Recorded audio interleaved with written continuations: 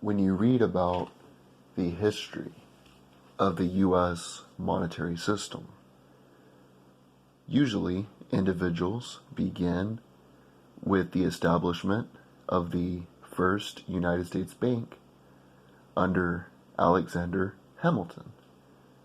And then they proceed to a few footnotes about independent treasuries, different presidents that wanted state banks versus chartering a national bank. Then you get into Andrew Jackson, the famous bank war, where Jackson ended the bank, the United States Bank specifically, and got into the battle with Nicholas Biddle.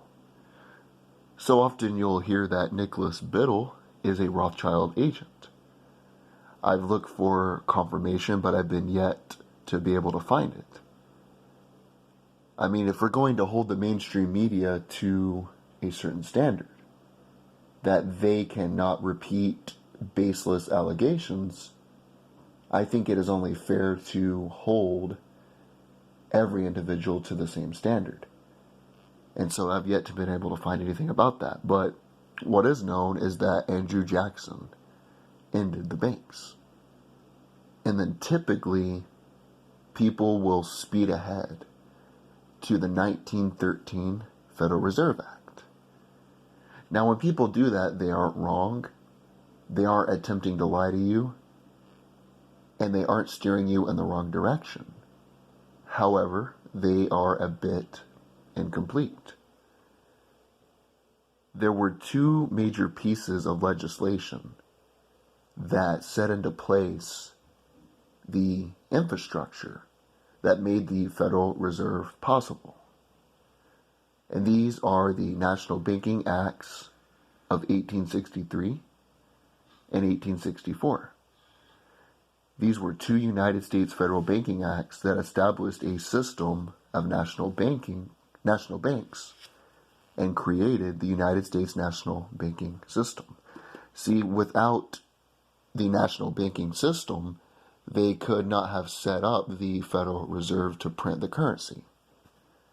They encouraged the development of a national currency backed by bank holdings of U.S. Treasury securities, and established the office of the Comptroller of the Currency. And that's someone in the Treasury Department that charters, regulates, and supervises all banks and licensed branches in the U.S. It's similar to what the elites always do, the blueprint, whether it's food, education, the media, the flow of information, so on and so forth. It is to consolidate power, control, monopoly through subsidiaries, similar to these corporate media giants. They buy up these movie studios, and they don't directly name them as being in bed with them. Rather, they put them as subsidiaries, and that's what they want to do. They want to control, consolidate, and to be in charge of the development, distribution, and how much or how little currency is in circulation, and this made that possible. The Act shaped today's national banking system and its support of a uniform U.S. banking policy. Now, here is the reasoning behind it. Things in history are complicated. It's not simply the way it is simplified. He is New World Order, he bad, he did this because he Rothschild agent. It's not that simple. When you read, you study, you become more astute in your understanding of how these things work.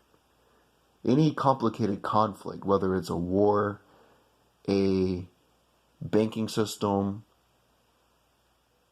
legislation, whatever it is, involves thousands and thousands of individuals. And those thousands and thousands of individuals have their own motives, reasoning, and ideas on why they want something to get passed. So in 1846, the Polk administration created a United States Treasury system that moved public funds from private banks to Treasury branches in order to fund the Mexican-American War. However, without a national currency, the revenue generated this way was limited. One of the first attempts to issue a national currency came in the early days of the Civil War, when Congress approved the Legal Tender Act of 1862, allowing the issue of $150 million in national notes, known as greenbacks, and mandating that paper money be issued and accepted. The bills were backed only by the national government's promise to redeem them, and their value was dependent on public confidence in their government. Sound familiar? We'll get into that in a bit. We'll get into the Bretton Woods system, Nixon's war on gold, the Federal Reserve. We'll get all into that, but you got to start with this first.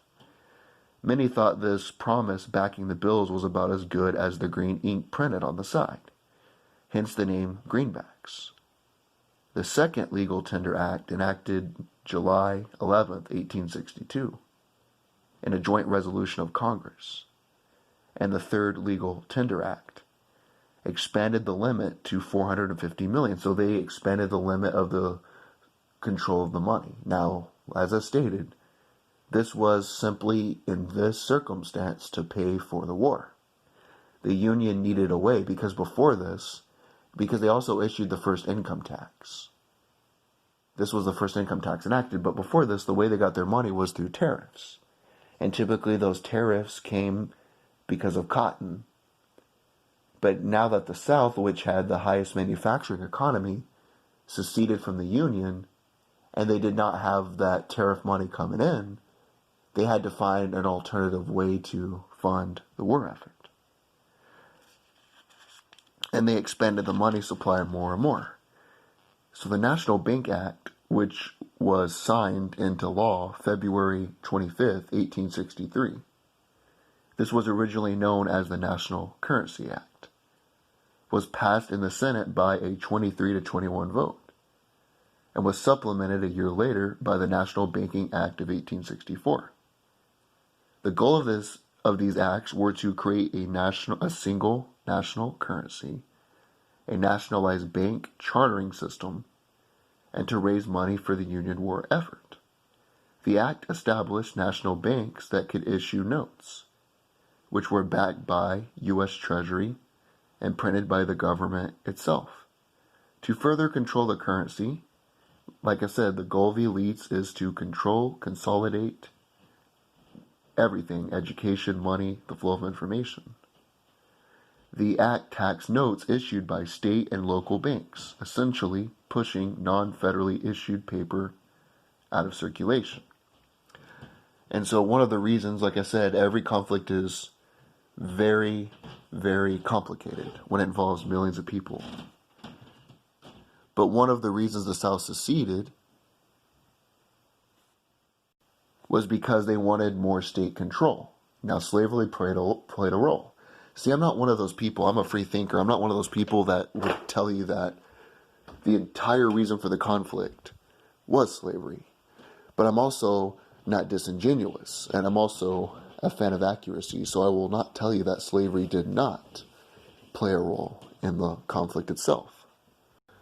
As I stated previously, any huge conflict that involves millions of people, soldiers, civilians, governments, has many different factions, many different belief systems.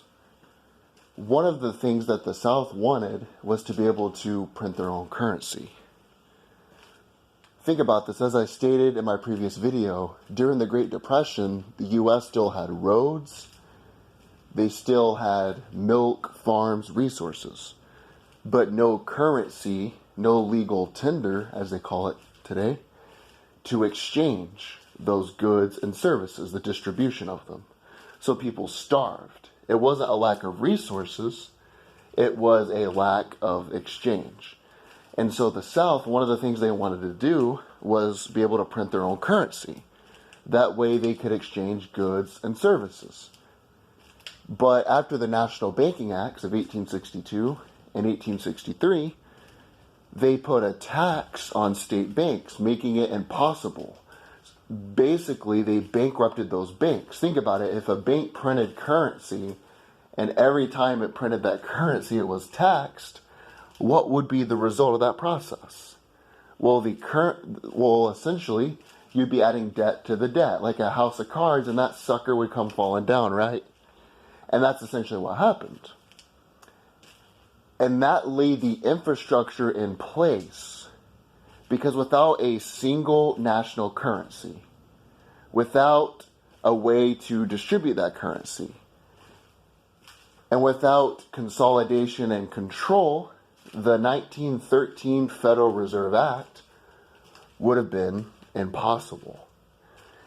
In the next video, I will talk a bit about the 1913 Federal Reserve Act, a little bit about the Great Depression, how the bankers engineered the loans. They're called the banker call loans. We'll get into that. And then I'll get into the Bretton Woods system, other things.